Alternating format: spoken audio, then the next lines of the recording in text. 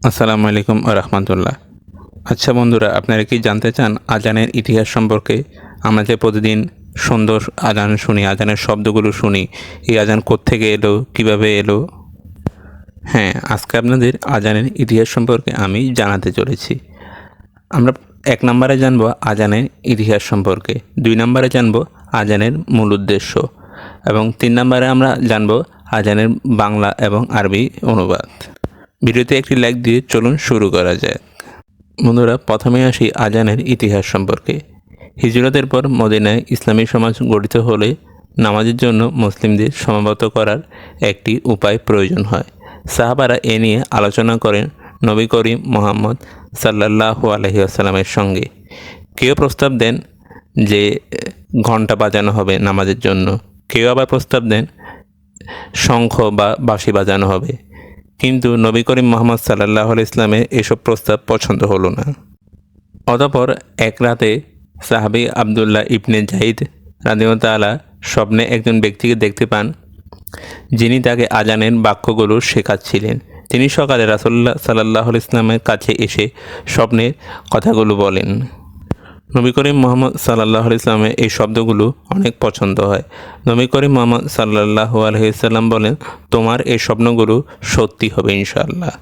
নবী করিম মুহাম্মদ সাল্লাল্লাহু আলাইহি ওয়াসাল্লাম বেলাল রাদিয়াল্লাহু তাআলাকে নির্দেশ দেন এই বাক্যগুলো দিয়ে আজান দিতে, কারণ তৎকালীন সময়ে হযরত বেলাল রাদিয়াল্লাহু তাআলার কণ্ঠস্বর ছিল খুব সুন্দর এবং দৃঢ়। অতঃপর নবী করিম মুহাম্মদ সাল্লাল্লাহু আলাইহি ওয়াসাল্লাম বেলাল রাদিয়াল্লাহু তাআলাকে এই বাক্যগুলো শিখিয়ে দেন আর তাকে নির্দেশ দেন আজ থেকে এই বাক্যগুলো দিয়ে আজান দেওয়ার জন্য। মূলত এভাবেই আজানে শুরু হয়। অতঃপর বিলাল রাদিয়াল্লাহু তাআলা এই বাক্যগুলো দিয়ে আজান শুরু করলেন। তিনি প্রথম ইসলামের মুয়াজ্জিন হওয়ার সৌভাগ্য অর্জন করলেন। এখানে উল্লেখ্য যে হযরত ওমর রাদিয়াল্লাহু তাআলা আজানের এই বাক্যগুলো স্বপ্নে শুনেছিলেন। এবার আসি আজানের মূল উদ্দেশ্য সম্পর্কে। আজানের মূল উদ্দেশ্য হচ্ছে মুসলমানদের জামাতে নামাজের জন্য ডাকা। 2 নম্বর উদ্দেশ্য হচ্ছে ইসলামের বার্তা ও তাওহীদের ঘোষণা এবং 3 নম্বর উদ্দেশ্য হচ্ছে মুসলিম সমাজে নামাজের কথা স্মরণ করিয়ে দেওয়া।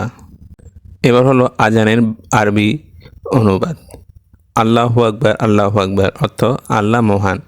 এটা আল্লাহর শ্রেষ্ঠত্বের ঘোষণা। সব কিছুর চেয়ে মহান আল্লাহ রাব্বুল আলামিন বড়। 2 নম্বরে হলো আশহাদু আল্লা ইলাহা ইল্লাল্লাহ, আমি সাক্ষ্য দিচ্ছি যে আল্লাহ ছাড়া কোনো উপাস্য নেই। এটা তাওহীদের ঘোষণা, একমাত্র আল্লাহই উপাসনার যোগ্য। এরপর রয়েছে আশহাদু আন্না মুহাম্মাদান রাসূলুল্লাহ, আমি সাক্ষ্য দিচ্ছি যে হযরত মুহাম্মদ সাল্লাল্লাহু আলাইহি ওয়াসাল্লাম আল্লাহর প্রেরিত রাসূল। নবুয়তের সাক্ষী এবং মুহাম্মদ সাল্লাল্লাহু আলাইহি ওয়াসাল্লাম আল্লাহর প্রেরিত বার্তাবাহক, এটাই বোঝানো হয়েছে এই লাইন দ্বারা। এরপর হচ্ছে হাইয়া আলাস সালাহ, চলো নামাজের দিকে। নামাজের জন্য উপস্থিত হওয়ার আহ্বান এই লাইনে বোঝানো হয়েছে। এরপর হলো হাইয়া আলাল ফালাহ, নামাজের জন্য এসো বা কল্যাণের জন্য এসো, সফলতার জন্য এসো। প্রকৃত সফলতা নামাজে, এই আহ্বানই করা হয়েছে এই লাইন দ্বারা। এরপর হলো আল্লাহু আকবার, আল্লাহু আকবার, আল্লাহ মহান, আবারও মহান আল্লাহর শ্রেষ্ঠত্বের ঘোষণা। এরপর বলা হয় লা ইলাহা ইল্লাল্লাহ, আল্লাহ ছাড়া কোনো উপাস্য নেই। আজানের শেষ বাক্য যা তাওহীদের পূর্ণতা দেয়। ফজরের আজানে অতিরিক্ত বলা হয় আসসালাতু খায়রুম মিনাল নাওম, অর্থাৎ নামাজ ঘুম থেকে উত্তম। শুধু ফজরের আজানে এ কথা বলা হয় কারণ সে সময় মানুষ ঘুমিয়ে থাকে। প্রিয় বন্ধুরা, আমি যদি পুরো বিষয়টি সামারি করি তাহলে আবদুল্লাহ ইবনে জাইদ রাদিয়াল্লাহু তাআলা স্বপ্নের মাধ্যমে আল্লাহ আজান সৃষ্টি করেছেন। নামাজের অন্যতম মূল উদ্দেশ্য হচ্ছে মানুষকে নামাজের জন্য আহ্বান করা বা ডাকা। প্রতিদিন 5 বার মানুষকে নামাজের জন্য আহ্বান করা বা ডাকা হয়। আজকের ভিডিওটি এখানেই শেষ করছি। ভিডিওটি আপনার কেমন লাগলো অবশ্যই কমেন্ট করে জানাবেন। ইউটিউব চ্যানেলে সাবস্ক্রাইব এবং ফেসবুকে ফলো করতে ভুলবেন না। আল্লাহ হাফেজ।